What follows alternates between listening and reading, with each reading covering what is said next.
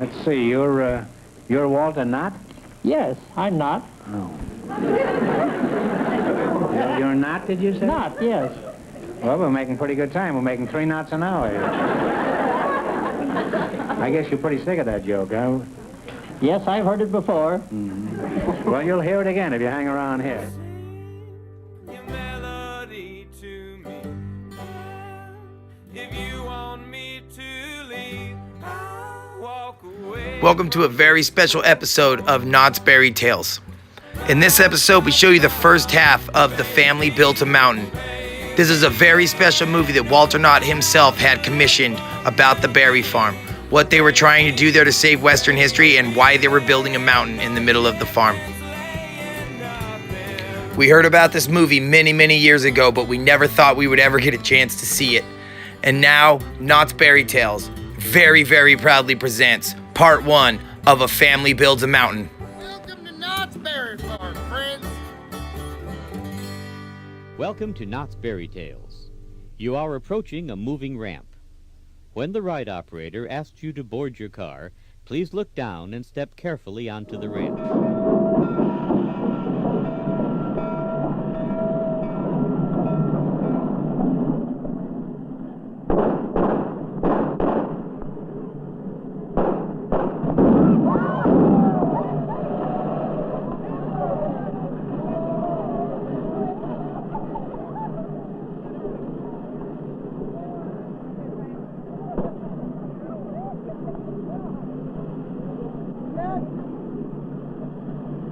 He's dead, I don't have it.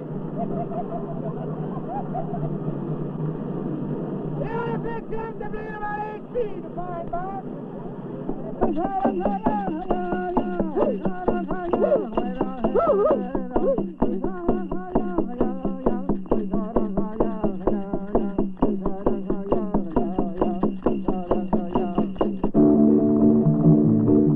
You've been looking at a small sample of the action, color, and unforgettable excitement of the Old West. In the next half hour, you'll be seeing a lot more. You'll get a panoramic view of Western life 100 years ago, and you'll learn what one man and his family has done to preserve part of our Western heritage.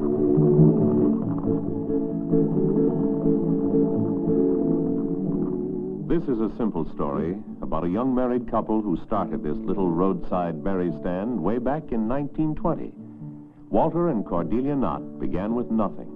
There was almost no chance for success, and yet they did succeed. With courage and hard work, Knott's Berry Farm has grown from 10 acres of rented farmland to a massive 200-acre family attraction. The Knott family loved the West, so they decided years ago to make the farm a place to keep treasures of the past.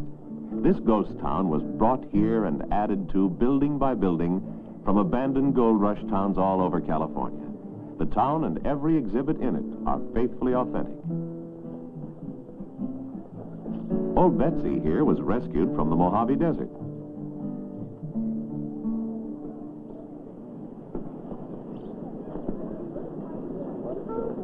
This little red schoolhouse is just exactly the same today as it was in the 1870s. From real wind-swept, dust-covered, forgotten ghost towns crumbling into ruin, these priceless heirlooms of the past were brought here and set to rest with loving care, resurrected from the dead as a lasting tribute to our forefathers.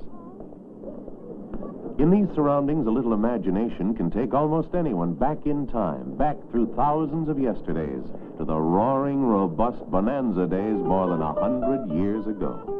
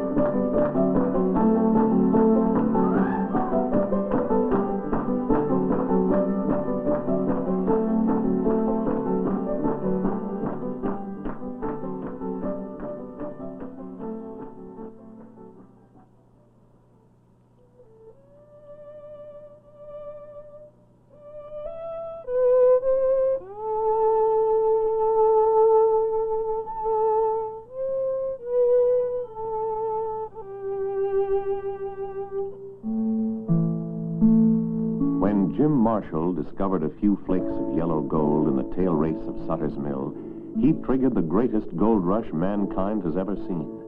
But when the golden fuse that detonated California gold towns into existence finally burned out, the horde of humanity who had rushed to them from all over the world left as quickly as they came. The gold was gone. Almost overnight, towns that had been bursting with life became empty, deserted ghost towns. In time, some of them disappeared entirely. A new state was born, but the places where many towns had stood were marked only by heaps of rubble, a tottering shack, and dust-covered ruins.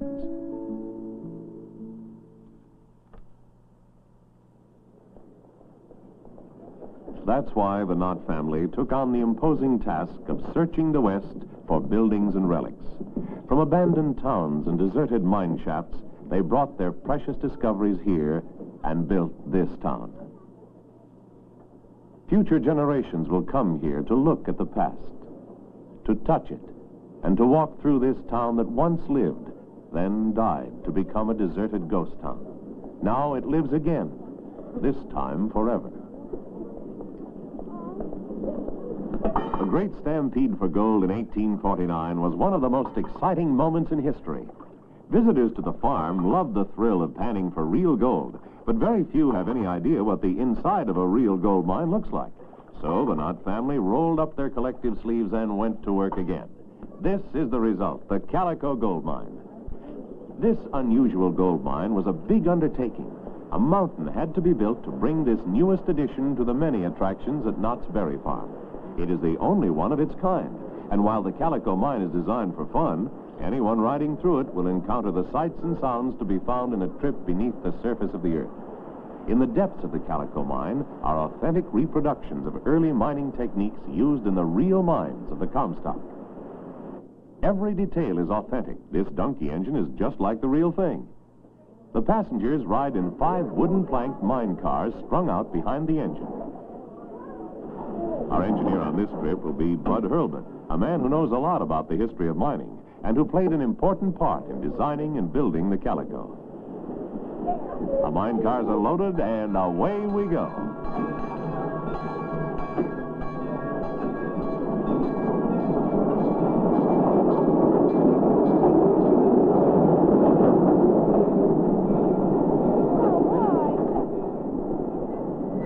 A miner finds a trace of gold on the side of the mountain and begins to dig.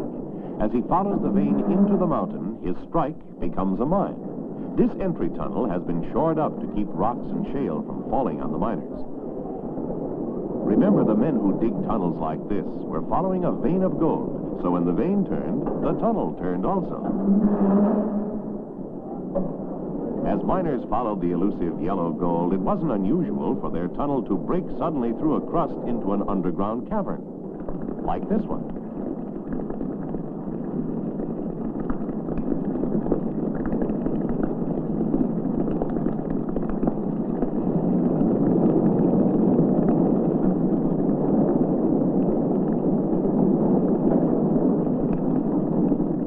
This cavern-like room formed by Mother Nature is alive with steam pressures. Huge mud pots, each in a different color, belch bubbles of live steam.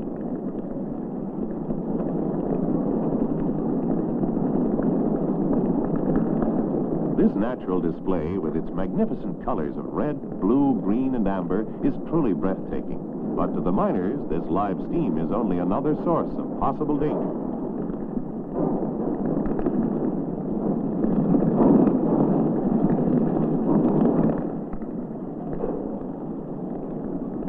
Hot geysers squirt jets of steam toward the cavern's rocky ceiling. Somewhere in the bowels of the earth, water has come in contact with volcanic, igneous rock. Still in the cooling stage, the water, raised to the boiling point, created this steam. In some mines, the deeper you go, the hotter it gets. Many of them were so hot at deep levels, the miners could only work 15 minutes at a time.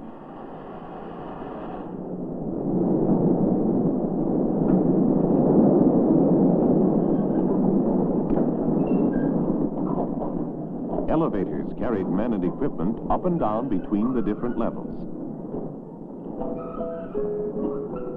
There were many Chinese workers. Almost every settlement in the Mother Lode had its Chinatown. The dynamite, of course, was used in blasting.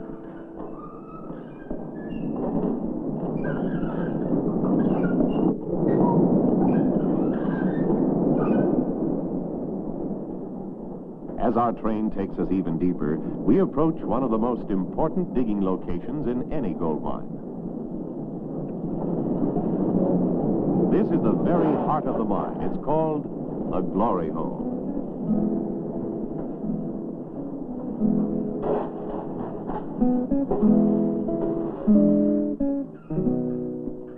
This gigantic pit dug out of the bowels of the earth is called the glory hole because gold was found here in such abundance that this one location could be worked for some time.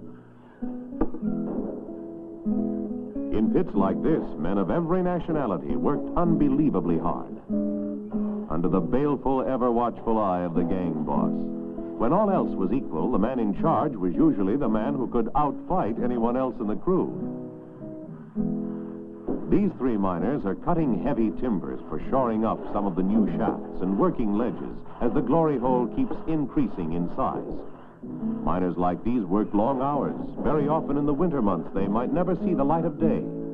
The old-timers worked hard, but they were noted for their sense of humor. In 1866, from a deep mine in Bald Mountain, some miners brought out a human skull and presented it to the world as the remains of a prehistoric man. It became known as the Pliocene skull and fooled a lot of experts for years. It was probably the gold country's greatest hoax. Bret Harte even wrote a poem about it. Miners always lied to each other about the biggest nugget they'd ever found, but none of their whoppers ever came close to the nugget actually found in Carson Hill near Angels Camp. It was one massive piece of gold weighing 195 pounds and valued at $73,710.